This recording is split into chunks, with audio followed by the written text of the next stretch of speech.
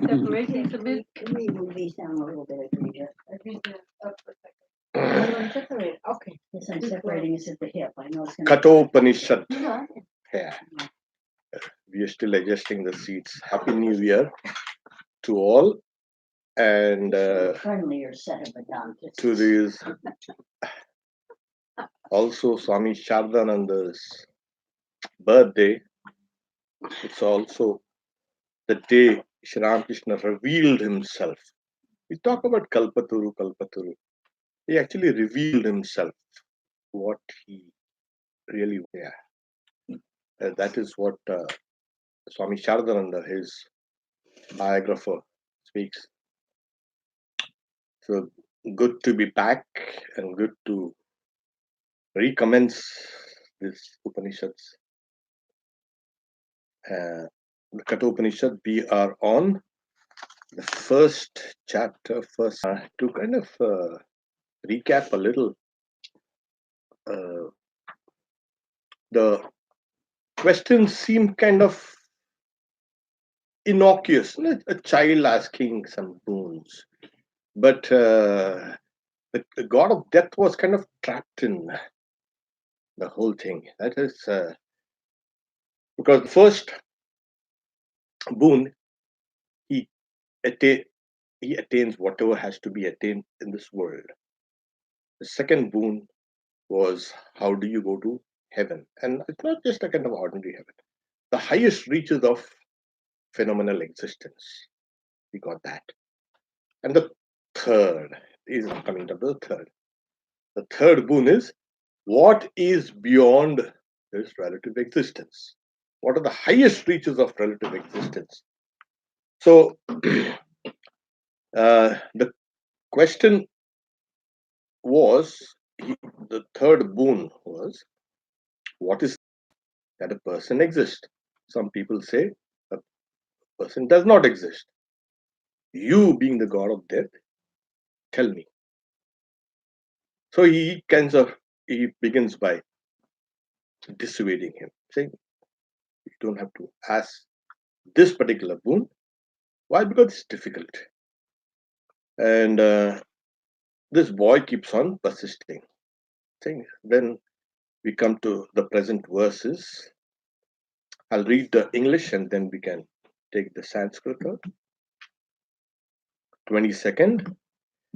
Even the gods entertain doubt with regard to this thing. And O death, since you too say that it is not truly comprehended, and since any other instructor like you of this thing is not to be had, therefore, there is no other boon comparable to this one. It's clear.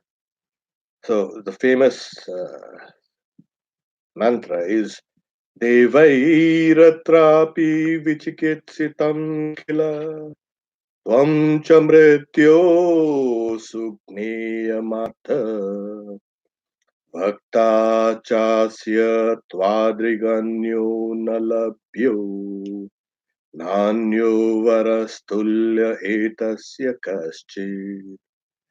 So the gods of yore entertain doubt about this. And obviously the gods are going to entertain doubt because the gods are the immortals. They don't know what is death, because they haven't experienced anything called death. And the very process of death, for them, of course, it's beyond their ken of knowledge. Beyond the ken. And to people, they are distracted at the time of death. What exactly happens to really know the process? They are howling or shouting, or my relatives have come, I'm in pain, and I don't want to leave, and what about me, and where will I go? So they also, they don't know. Even the learned, the commentator says, it's unknowable to even the learned, because death means death is a kind of a friend. It's not something to be scared of, to be feared. And you know, in the previous commentaries, we had seen that death is symbolically spoken of, is present here in our bodies. And what is that symbolically spoken of as in our body? Vice, ignorance, unrighteousness, attachments, aversions. All these are forms of death. They are already present with us. So once you overcome these things, you overcome death. And that's why the final, you can say, step, when you step from one dimension to the other, becomes easy. You know it. Oh, there, yeah, overcome. It's so demonized. Death has been so demonized. The poor guy, he got a bad reputation. The god of death. For us, the god of death is kind of, is a nice guy. He was kind of, uh, even by, I think last time I told you that a young bride, Savitri, there's a story in the Mahabharata. So anyway, it's a long story, but then he finally says, your love has conquered death, my child. Take this to your husband's soul, take it back. So, so Swami Vivekananda one time he says, when death approaches me, I become as hard as this. He takes two pebbles and knocks them together. So there it is. So the gods, even the gods entertain doubt with regard to this thing. What this thing? This thing, as we know, is a subject matter of this Upanishad. This thing is called, as we say, the immortal aspect within all of us. And how it believes itself as mortal. Why? Where has this kind of deep ignorance has come about? That is it. And oh, that since you to say that it is not truly comprehended, yes. Of course, the inner dynamics will be known to the God of death. What exactly has led this person to me, and how I'm going to handle this guy, where I'm going to kind of, which slot I'm going to put him in, him or her. The soul has no kind of sex there. So, ordinarily, in the Bhagavad Gita, it is said the very last thought will indicate where you're going to go. When one is passing away, all your life's experience kind of comes into a focus. All the good and the bad and everything that we have done comes into a focus, comes at a point.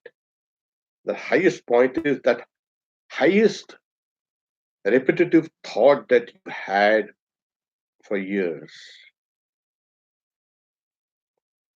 So, if you have prayed to Sri Ramakrishna, you've taken his name and this and that, so that thought is going to emerge and will discard all other thoughts. So, if the thought of Ramakrishna comes, well, Ramakrishna will appear and take you there. So, this is the kind of one of the doctrines of the in the Bhagavad Gita. The last thought will indicate where you're going. That's why it's a yam yam vapi smaran bhavam, like what you remember. Tejantante kale, as you leave off this body, there you will attain that particular thing. So, so we can conquer death here now by performing correct deeds. Like we know what there's this whole universe is a play of this good and evil. This is the narrative, and this narrative is repeated ad infinitum all over. You see it in the movies, you see it in the literature, you see it in our lives, you will see it everywhere. It's being played out in nature on a massive scale.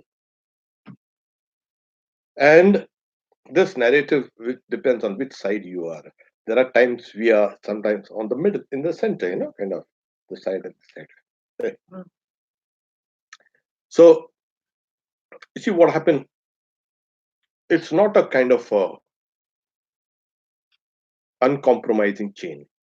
Certain things you have done, you have worked it out already through pain, through suffering, yeah, through service, through worship, these things. And they kind of bought what did I do? And I've done many things. Yeah, we all have done many things. What if that thing comes now? Yeah, so it's like, they say, but then, like I said, many things have been countered by your present karma. Those old memories are there, but at the time of death, only the strongest memories will emerge. The others will be held in kind of abeyance. The strongest memories are the spiritual memories. Yeah, that's the reason why we need to. Uh, there is always that idea of this Kundalini, arising of the Kundalini, awakening of the Kundalini, all these things. And there's a snake saying, whoosh. I said, what whoosh? This is the first time I kind of heard of all these whoosh. There's a snake rising. I said, there's no snake there. Huh? No, no. It's spoken in symbolic language. And what it's trying to imply is all your experiences are kind of coiled up in your memory banks. Certain things you have done, and now those memories are kind of coiled up. That's why they're kind of coiled up serpent. Now, what happens is we have both the spiritual memories and the worldly memories. The tipping point comes when the spiritual memories gather momentum and they dominate. And when they do, that is called awakening. Yes. Because the worldly impressions want to exhibit themselves or manifest themselves in the body. Because the body had given rise to them and it has to manifest to the body. The moment that awakening comes, that is the spiritual impressions are kind of more in mind. They outnumber the worldly impressions. Then it seeks another channel that is beyond the body, and that is called the Sushumna Nadi. The you can say the nerve that takes you beyond this body. Okay. Yeah. It's actually beyond the body, it opens another dimension within you. And then you can travel up. Not whoosh, but you can travel. And so that's the reason why it's so all these impressions are in a kind of a dormant state. In the subconscious mind, they are all lying down there. So it's called a dormant state. It's called prasupta, they're dormant. Okay. So that's the reason why they say that that those impressions are sleeping, as it were. The snake is sleeping and has to be awakened. Anyway, so the moment your spiritual impressions, all your thoughts, spiritual thoughts and prayers and worship and all these things, there's an awakening and you come. So you see a higher dimension within you, and that's the place where you can understand what is death.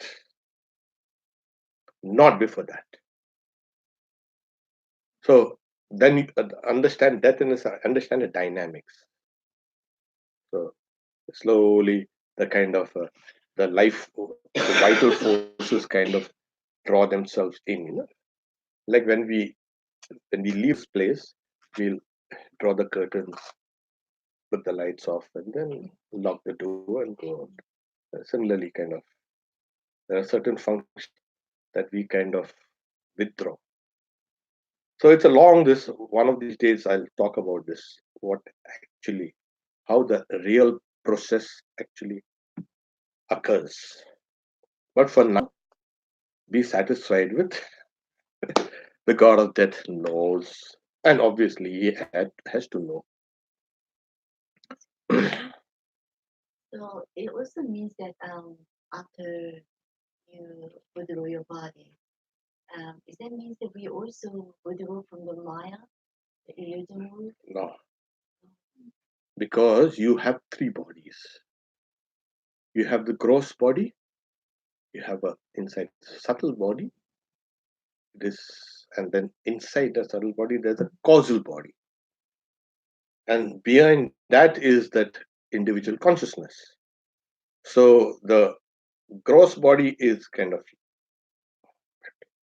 and you take two bodies and go out. That we know is actually just the withdraw Oh the yes, gross yes, body. just We still have those. oh yes, oh yes. So You we're still gonna dreaming mm, in the world as well. yes. That You sucks. you don't want to leave empty handed. A lot of stuff, and you don't want to let go. So okay, fine. Uh, okay. Now suppose you have a desire to eat chocolates. Okay, now, there's a very strong desire, and the doctors have said you can't eat chocolates, so your sugar levels are high. Okay, so you try to kind of stay away from this, but a craving is there. Okay, now suppose this body is dropped off. Okay, you attain another body where that craving for chocolates comes again.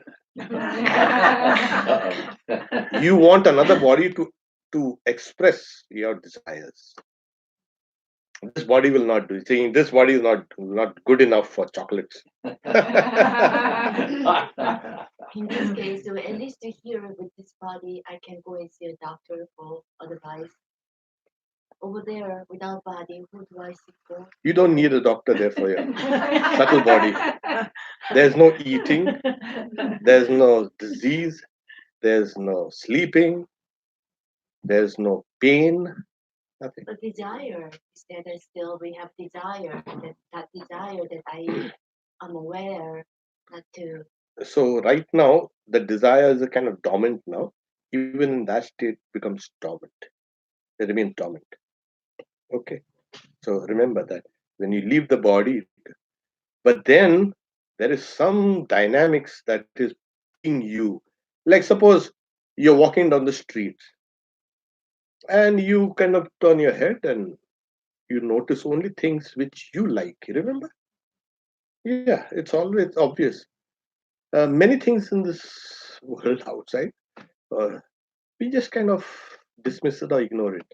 We only are oriented towards, subconsciously, we're oriented towards what we like.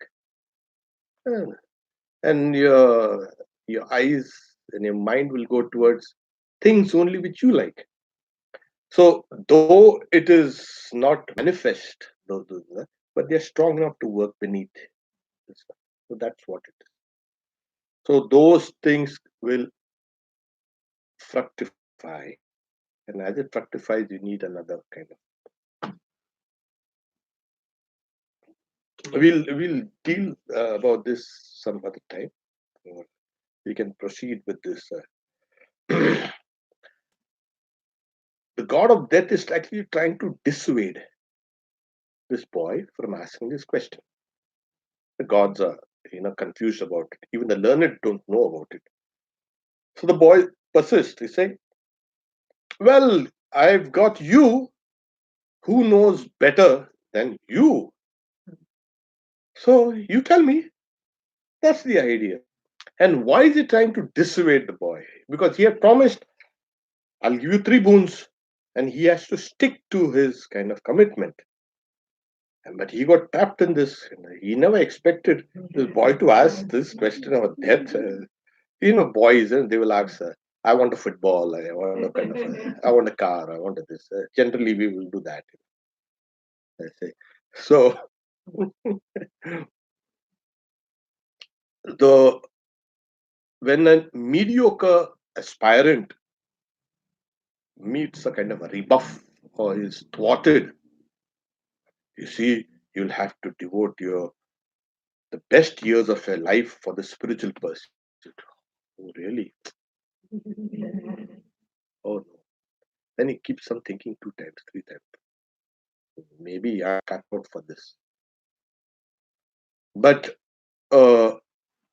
aspirant who's deadly serious and who really wants to know the reality, that person, the more he or she is obstructed, the more the desire to know that grows. It's always found out, you obstruct kind of a desire, it keeps on growing. So Nachiketa, the boy, he is kind of told, no, you don't bother about all this thing. So, then there must be really something big here, and I want to know that. So in a way, he's trying to dissuade the boy, and in a way, is also trying to enthuse the boy, to awaken, to inspire him.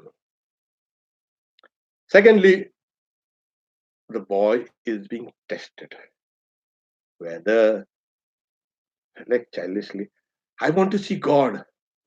Really? Yeah.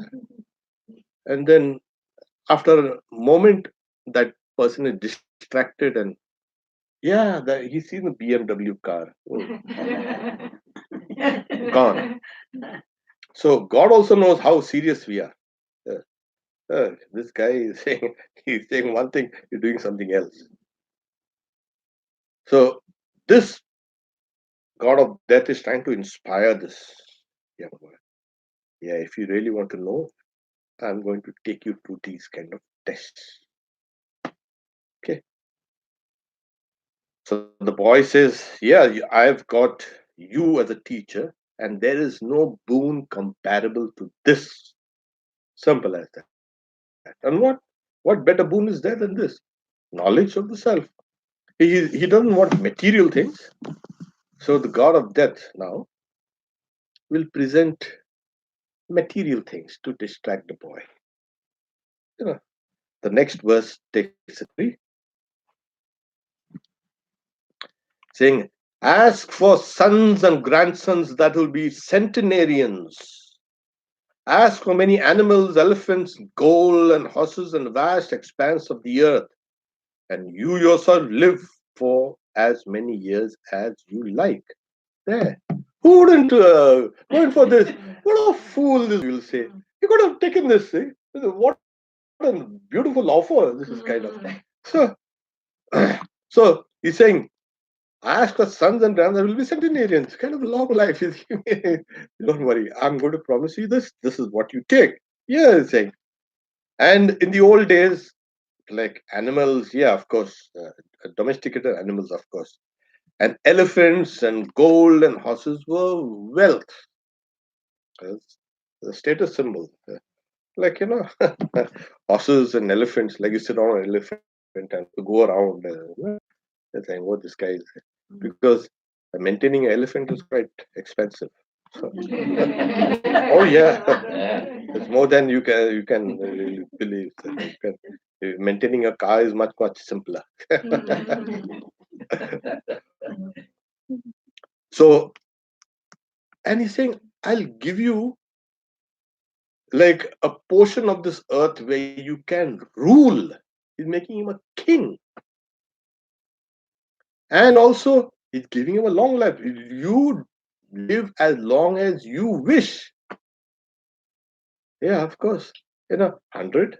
Yeah, 100, 200, 300, or whatever. But then the Vedas say it's cut off at 100. There are people who kind of live 110, 12, and 13, even 20. But all the physical and mental powers have become kind of attenuated.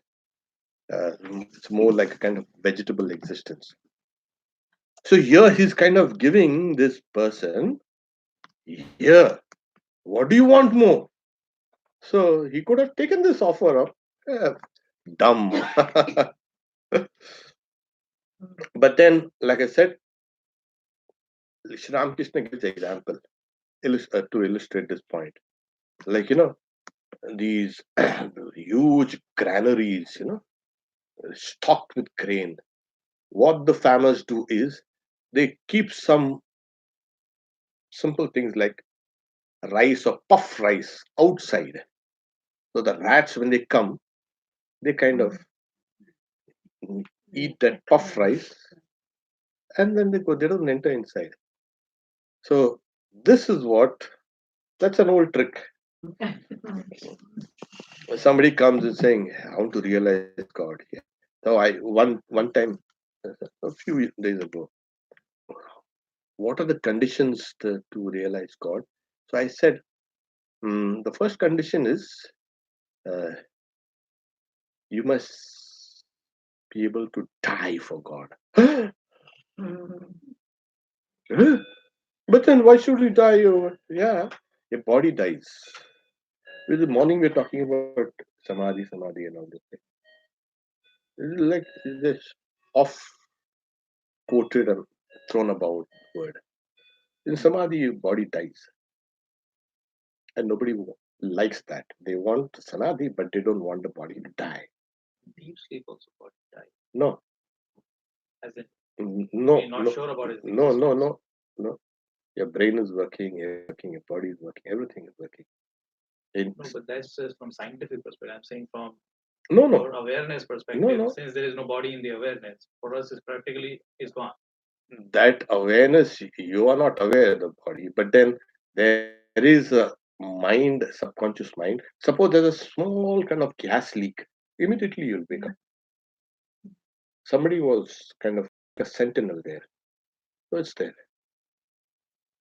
In the state of samadhi, like the doctors testing, there's no heartbeat.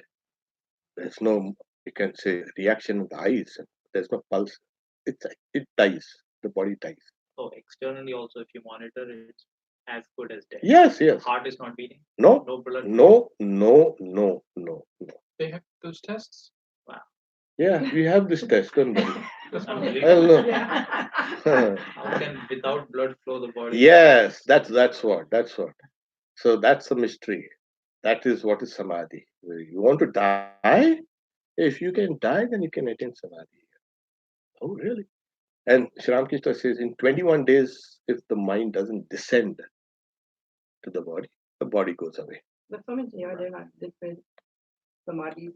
16, 17, 18 samadhis. Like Yeah, so it's not plenty. all like The bhava samadhi is a kind of, the lower samadhis will not give you, it gives you a kind of a advanced state of hibernation.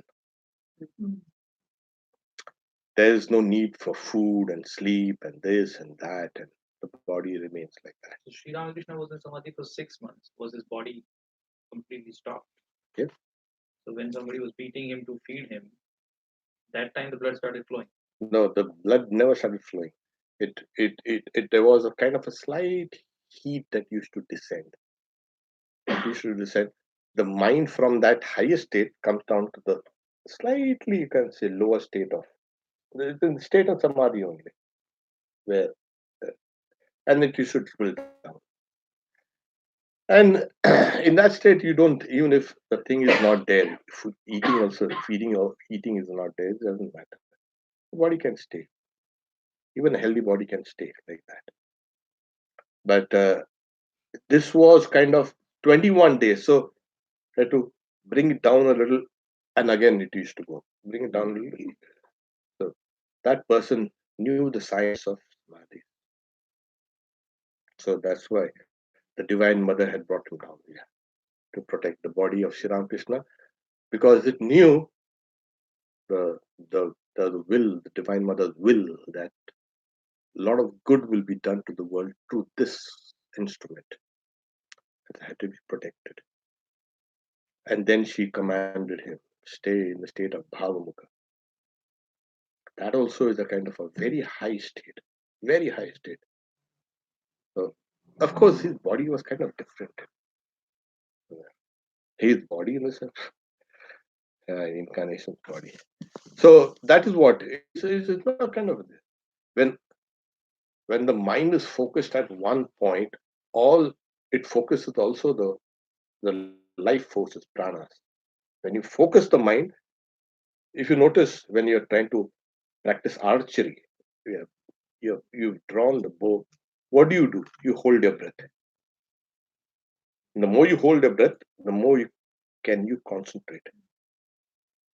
It's automatic. Concentration means your breath slows down, stops, and then you and so in ordinary cases itself, it's like this. In the highest states, thing here, breath stops here, your pranas are pulled up, mind becomes a kind of a no mind in the sense of it is so fine and concentrated, you don't even realize. When a thing is moving very fast, like suppose this finger, you can see this finger moving. Suppose it moves very fast, you'll see it.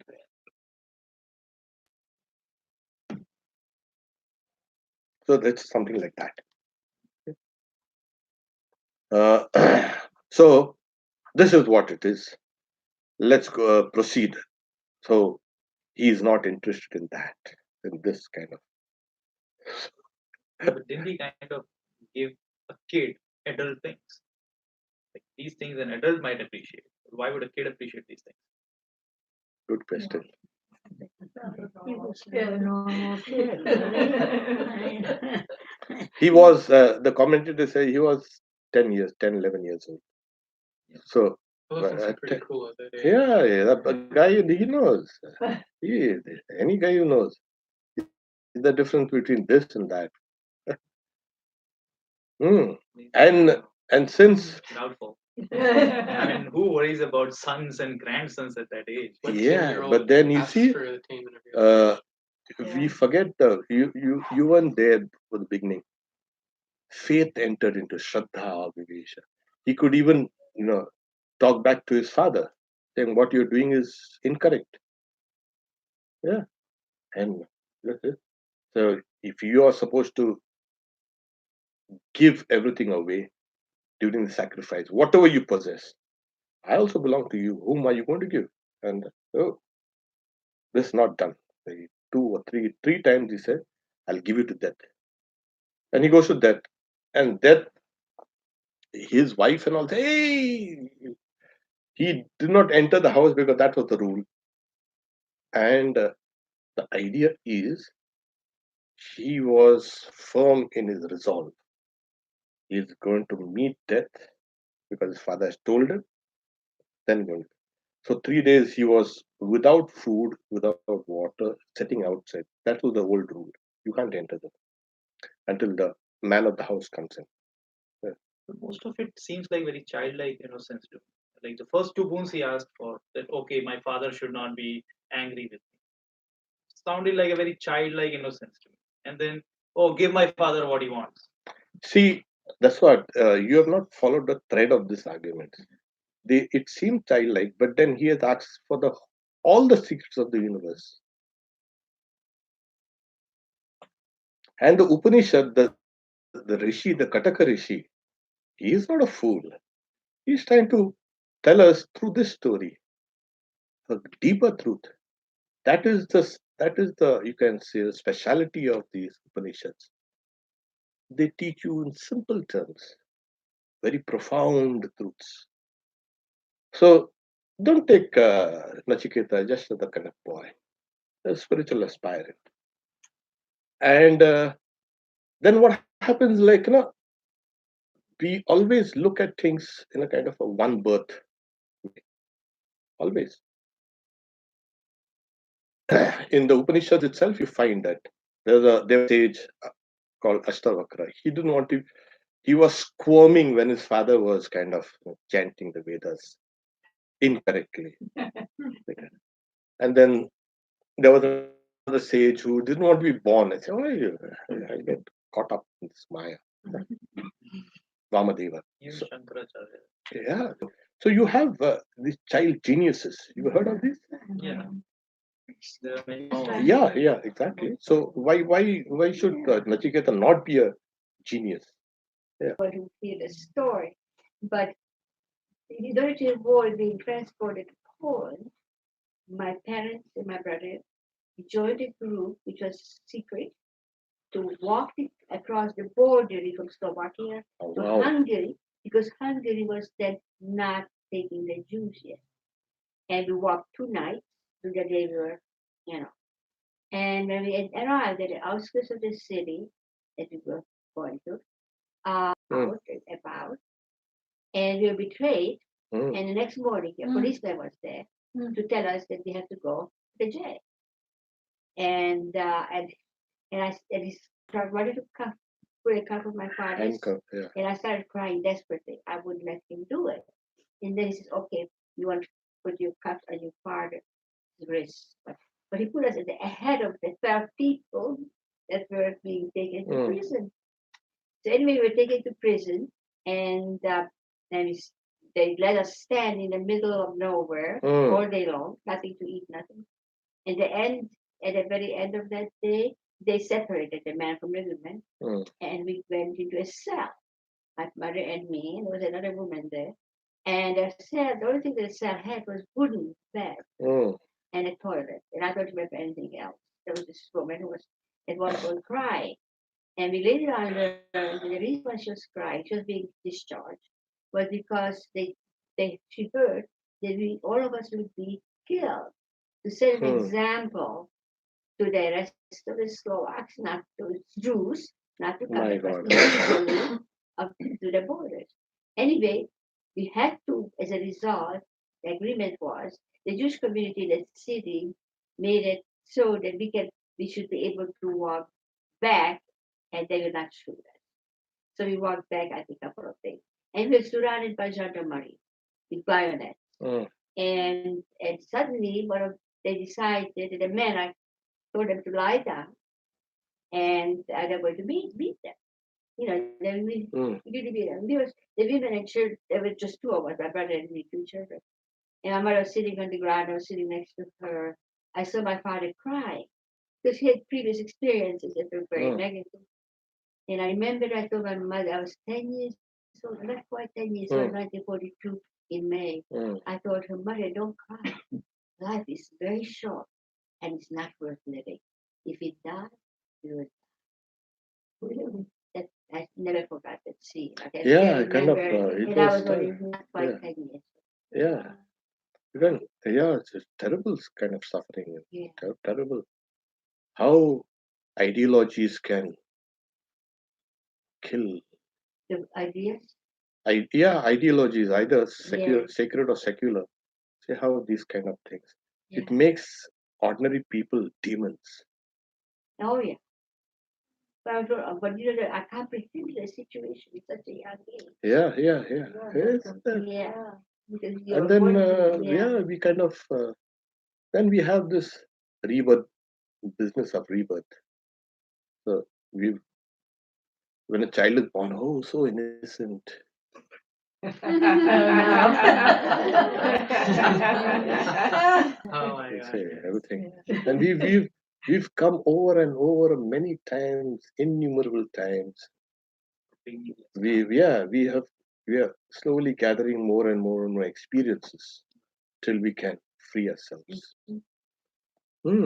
That's a That was tremendous. the story, but I'm not going to go for the rest of the story. I just wanted to bring it up that at that age I'm Yeah. coming, and also as they were walking back, on the cement with gendarmerie, I saw a stork in the background there. Mm. And I thought to myself, oh my God, if I could be that stork, I would be free. See all these memories, they are there. Oh, vivid Oh, there. yes, very. You saw what? Stork. What is that? A bird. Bird. A large bird on long, tall legs. They carry baby. Yeah, Oh, that's true, too, Down yeah. the chimney. That's how babies are born for babies. Right? So, yeah. So then, and then to continue the same kind of argument, he with enough few more verses, he's not going to let him off so easily, the boy. And the boy also is not going to relent so easily. So he says in the 24th, if you think some other boon to be equal to this, ask for that. Ask for wealth and long life, O Nachiketa. You become a ruler over a vast region. I make you fit for the enjoyment of all delectable things. Yeah, there it is. If you think that this is less, okay, if there's anything more you would like, or if there's any other boon comparable to this, you ask for it. So, so if you think some other boon equal to this, ask for that. Lucky guy. Ask for wealth and long life. Yeah, this is what people will ask for: wealth and long life.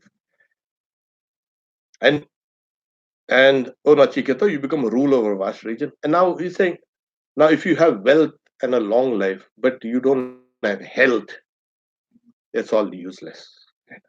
So he says, I'll make you fit for the enjoyment of all these delectable things. So that's important.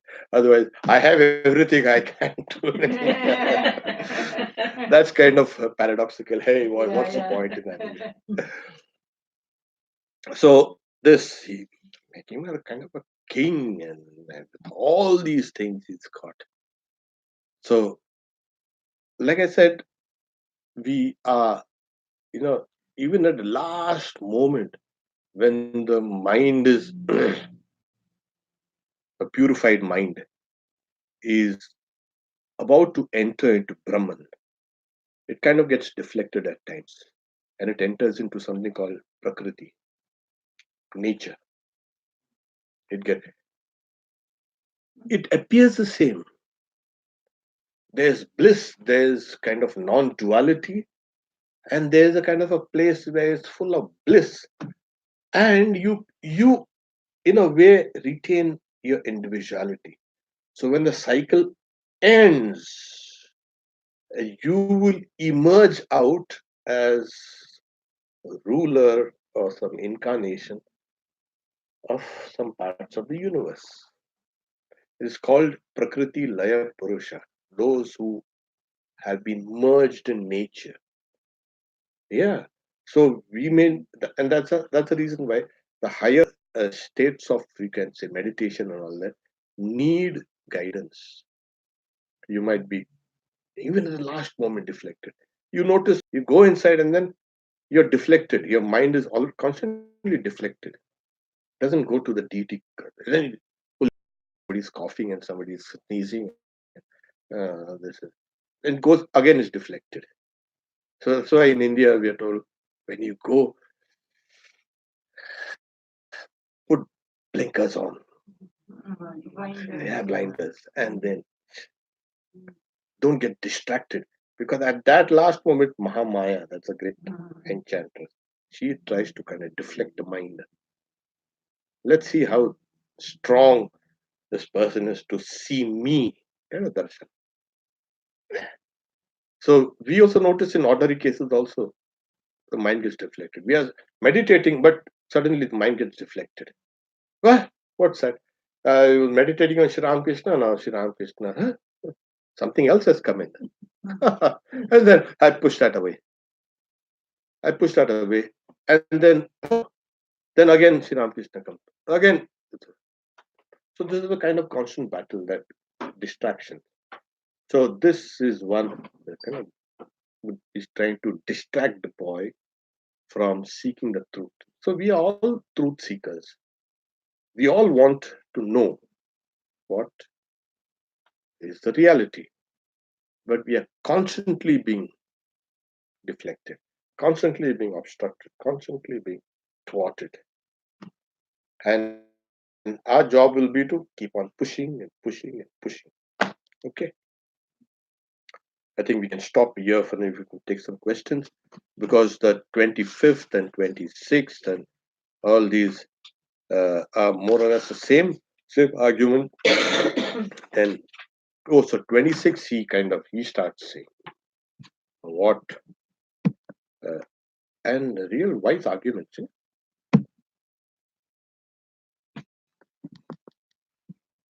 Are you going to have another class this week? Next Wednesday. No Friday.